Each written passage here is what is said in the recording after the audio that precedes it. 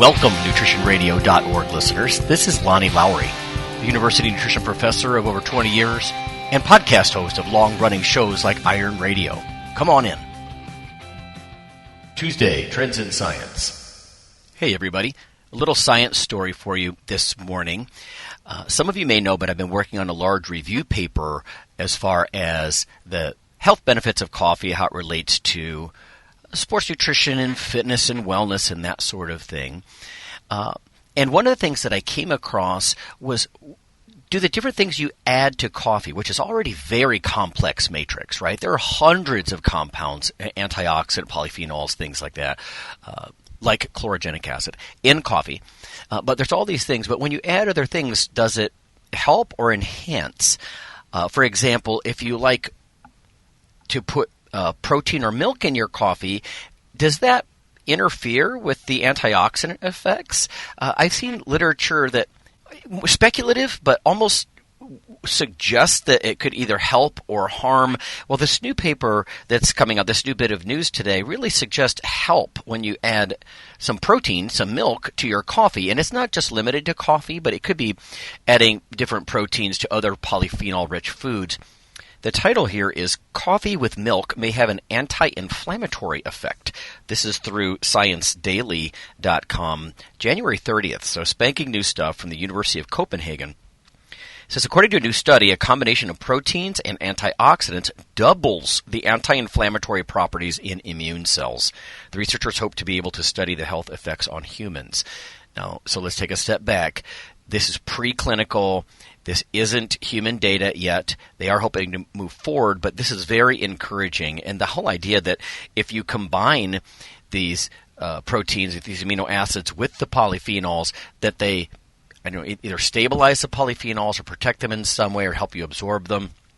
Very interesting. It says, can something as simple as a cup of coffee with milk have an anti-inflammatory effect in humans? Apparently so, according to a new study from the University of Copenhagen. And it goes on to kind of define polyphenols.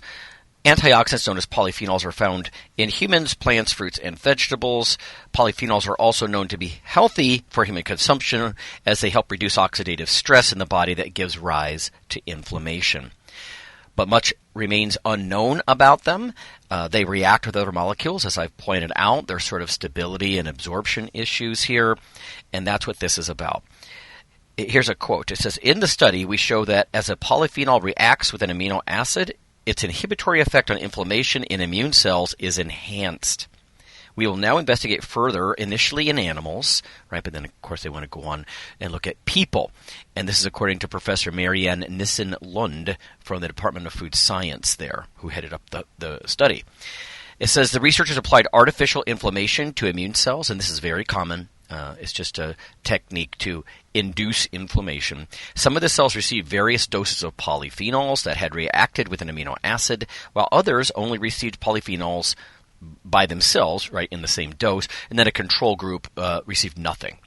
It says the researchers observed that immune cells treated with the combination of polyphenols and amino acids were twice as effective at fighting inflammation as the cells to which only polyphenols were added.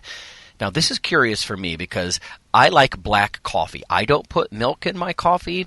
My wife does. And again, what I've read in the past, it was sort of unclear. There was some positive indications in the literature, but also potential concerns either from, the idea, just because of the reactivity of everything. It says, in another new study, they tested whether the molecules also bind to each other in a coffee drink with milk. Indeed, coffee beans are filled with polyphenols, while milk is rich in proteins. So lots of polyphenols in coffee. Again, hundreds of compounds. Probably the big player being chlorogenic acid. Other than caffeine, which is not one of the polyphenols that we're talking about. Anyway, it says, our results demonstrate that the reaction between polyphenols and proteins also happens in some of the coffee drinks with milk that we studied. This gives me some hope. There has been times in the past where I would throw a scoop of whey, into like into coffee or a shake, coffee-related shake, that kind of thing. It says, quote, because humans do not absorb that much polyphenol, many researchers are studying how to encapsulate polyphenols in protein structures which improve their absorption in the body. Again, polyphenols not well absorbed. It's really hard to actually study them. I give a talk on different polyphenols. Again, think bright colors, natural colors in foods. I gave a talk last summer in Florida about this at the ISSN meeting and some of the pros and cons with this. But so many complex interactions with the microbiota in the gut, like some of what actually may be helping your health may or may not be the polyphenol itself that you ingested, but some kind of downstream metabolite thereof, that kind of thing. So fascinating stuff here from University of Copenhagen. Coffee with milk may have an anti-inflammatory effect, an enhanced anti-inflammatory effect. Don't think that black coffee doesn't have quite a few benefits. Of course, there's lots of epidemiological data that suggests that coffee has effects on improving blood sugar, right? Glycemia, if you will, things of that nature, antioxidant effects, cognitive effects. And again, because of probably this entourage effect of all these things that are in coffee. But this is just very interesting that if you want to max out the antioxidant effects, it might be a good idea to think about milk. So I'm going to keep my eye on the human data as we move forward. At this time, the only further thing I can do for you nerds is to do the deep dive into the original paper. I do like to go to the sources. Here is one of them. Again, this is Journal of Agriculture, Food Chemistry 2023.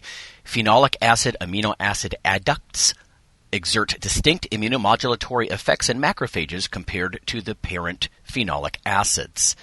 And just a few tidbits from the abstract. Caffeic acid and chlorogenic acid are commonly found phenols in plants, in plant-derived food and beverages. Their corresponding adducts with cysteine, the amino acid, have been detected in coffee-containing beverages.